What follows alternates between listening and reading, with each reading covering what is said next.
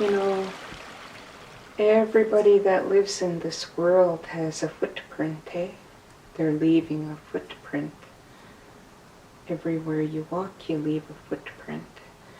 But I always try to think of how I'm leaving this world for my grandchildren. Hello, my name is Sha'altinat. That's my Halkamitnam name. I am Salish. My English name is Karen Charlie. And I come from Connecticut. And I have a big connection here to Galiano. My husband's mom lived here at one point. And this was also his home in his younger years. This is my husband. My name is Faithitz. That's my Indian name. Faithitz. My English name is Richard Charlie. I'm from Penellicut, but yes, I'm also from here, Galiano. My mom lived in Polyer Pass when she was a young teenager.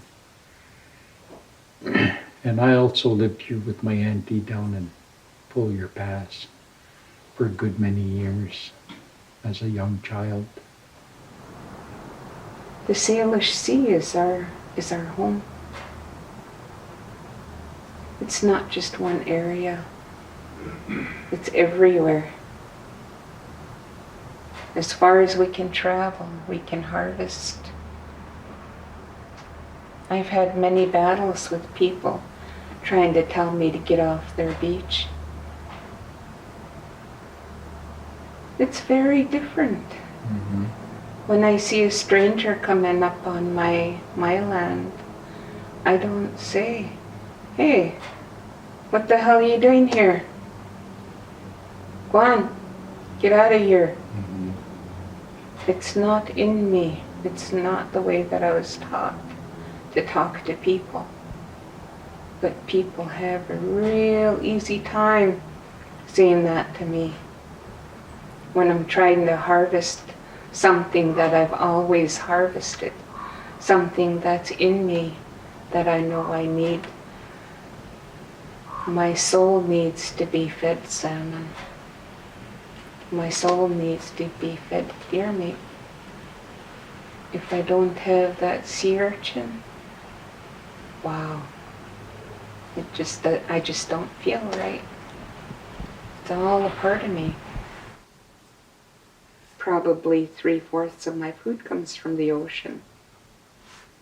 The clams and the oysters and the salmon. When we eat our squeezy and huihua out of the water, it's fresh out of the water. They come out of the water and they're still moving.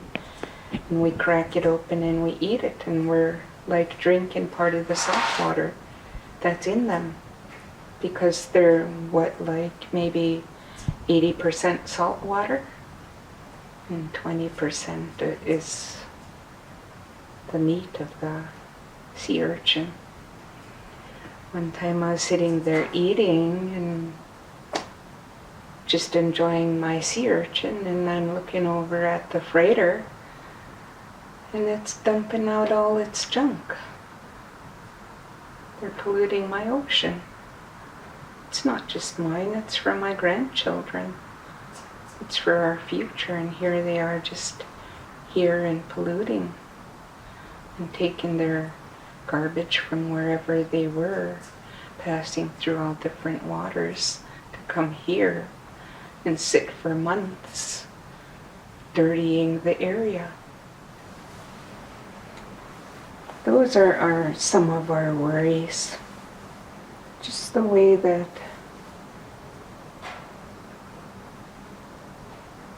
some people don't care.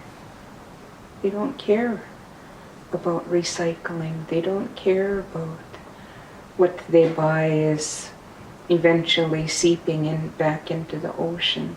or going up into the air.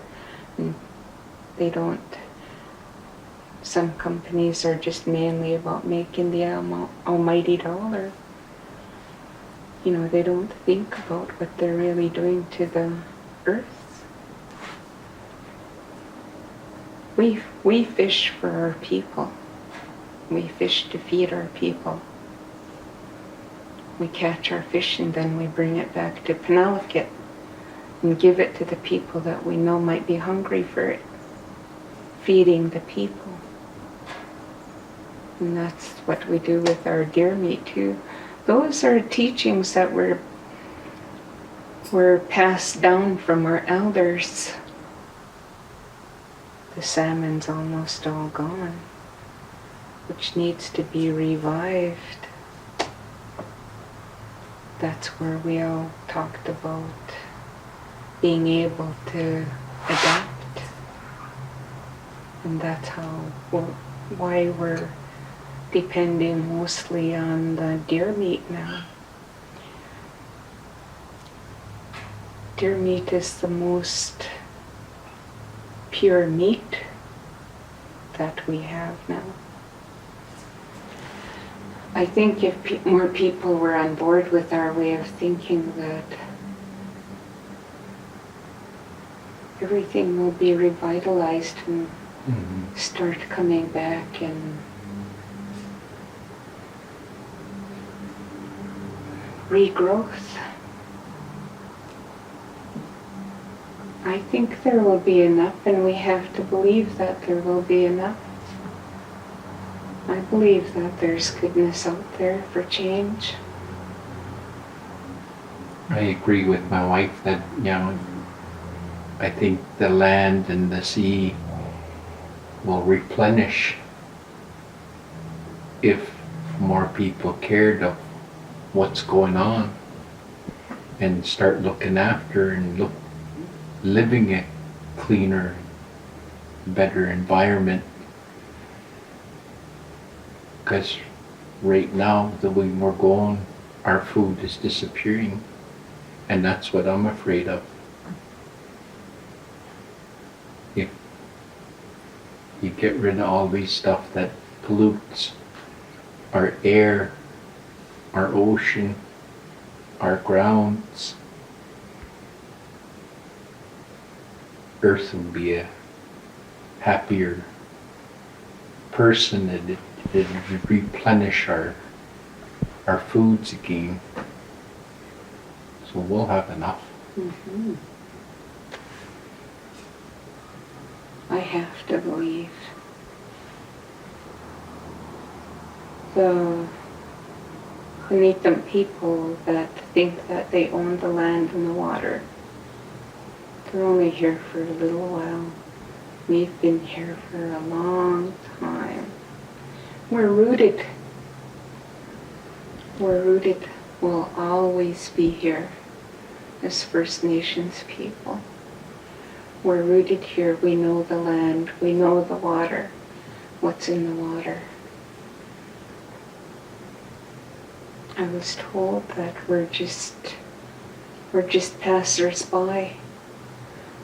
We're just passers-by in this world. And you need to leave the world in as good a place, or even better, try to be better for my grandchildren, for their future.